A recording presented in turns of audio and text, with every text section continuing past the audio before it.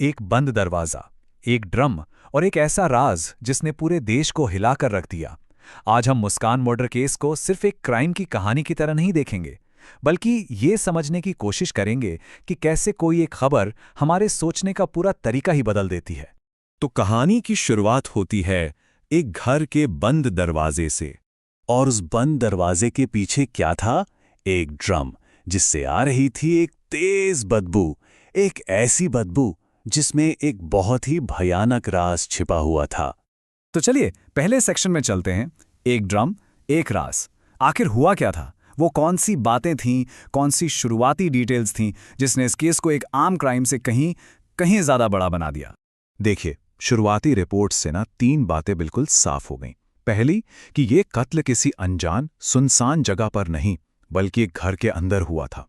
दूसरी बात, सबूत मिटाने के इरादे से लाश को एक ड्रम में छिपाया गया। अब ये एक ऐसी इमेज है जो दिमाग में एकदम से बैठ जाती है ना? बस इन्हीं 3 बातों ने मिलकर इसे एक आम खबर से एक नेशनल सेंसेशन बना दिया। अब आते हैं हमारे दूसरे सेक्शन पर, इन्वेस्टिगेशन की कहानी। देखिए, जब कोई खबर इतनी वायरल हो जाती है ना, तो सच क्या है और अफवाह क्या है, इसमें फर्क करना बहुत मुश्किल हो जाता है। तो चलिए देखते हैं कि पुलिस की जांच असल में स्टेप बाय स्टेप आगे कैसे बढ़ी। तो ऑफिशियल इन्वेस्टिगेशन की एक सीधी सी प्रक्रिया होती है। सबसे पहले स्टेप 1, एक टिप ऑफ, मतलब किसी ने पुलिस को खबर दी या फिर उस बदबू की वजह से शक हुआ, पुलिस वहां पहुंची। इसके बाद आता है स्टेप 2, द डिस्कवरी, मतलब वो ड्रम पुलिस को मिल गया। फिर स्टेप 3 में एक फॉर्मल केस रजिस्टर किया गया। जांच आगे बढ़ी और पुलिस ने एक आरोपी की पहचान की जो इस मामले में मुस्कान थी।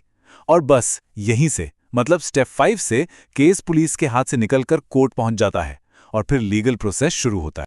चलिए अब आते हैं सबसे बड़े सवाल पर। सेक्शन 3, केस वायरल क्यों हुआ? आखिर ऐसा क्या था इस केस में कि ये देखते ही देखते पूरे देश में फैल गया?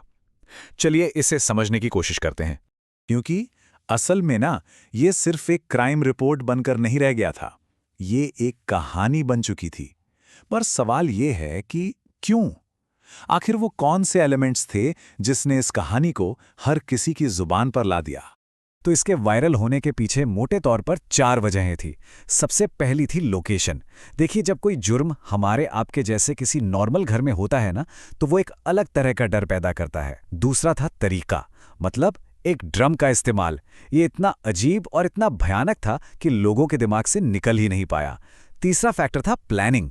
ये ऐसा नहीं लग रहा था कि गुस्से में अचानक कुछ हो गया, नहीं, ये एक सोची समझी साजिश जैसा लग रहा था जो इसे और भी ज्यादा खौफनाक बना देता है। और इन सबको एक साथ पिरोने वाला चौथा और सबसे बड़ा फैक्टर था मीडिया।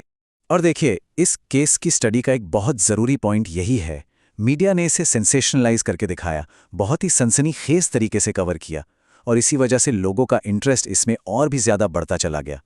और यहीं से हम इस पूरी बातचीत के सबसे जरूरी हिस्से पर आते हैं। सेक्शन 4, खबर और अफवाह का फर्क। जब कोई खबर इतनी तेजी से फैलती है ना, तो सच क्या है और झूठ क्या है, इसके बीच की लाइन बहुत बहुत धुंधली हो जाती है। देखिए, ऐसे मामलों में जानकारी पाने के 2 मेन रास्ते होते हैं। एक तरफ है सोशल मीडिया, अफवाहें, अटकलें, आधी अधूरी बातें जो आग की तरफ फैलती हैं। और दूसरी तरफ है वेरीफाइड न्यूज़ सोर्स, जो पुलिस के बयानों और कोर्ट की कार्रवाई पर टिके होते हैं। अब असली चुनौती यही है कि हम कौन सा रास्ता चुनते हैं, क्योंकि एक रास्ता हमें सच के करीब ले जाता है और दूसरा सिर्फ शोर की तरफ।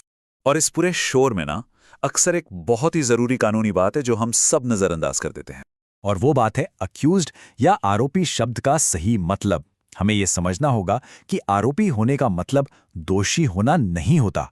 आरोपी सिर्फ वो इंसान है जिस पर पुलिस ने चार्ज लगाया है। वो गुनहगार है या नहीं, इसका फैसला कौन करेगा? सिर्फ और सिर्फ अदालत, वो भी एक पूरे ट्रायल के बाद। इसलिए रूल नंबर 1 क्या होना चाहिए? हमेशा हमेशा अदालत के फैसले का इंतजार करें। किसी भी नतीजे पर कूदने से पहले लीगल प्रोसेस को अपना काम पूरा करने देना चाहिए। ये सबसे जरूरी है। तो आखिर इस पूरे केस से हम क्या सीखते हैं? हम ये सीखते हैं कि कैसे एक जुर्म की कहानी मीडिया और सोशल मीडिया में आकर एक बिल्कुल अलग ही शक्ल ले लेती है। लेकिन आखिर में एक सवाल फिर भी बच जाता है। हेडलाइंस और वायरल खबरों से हटकर ऐसे अपराधों के पीछे की साइकोलॉजी क्या होती है? और इसका जवाब शायद किसी एक खबर में नहीं है। इसका जवाब तो समाज के तौर पर हमारी गहरी समझ में ही कहीं छिपा है।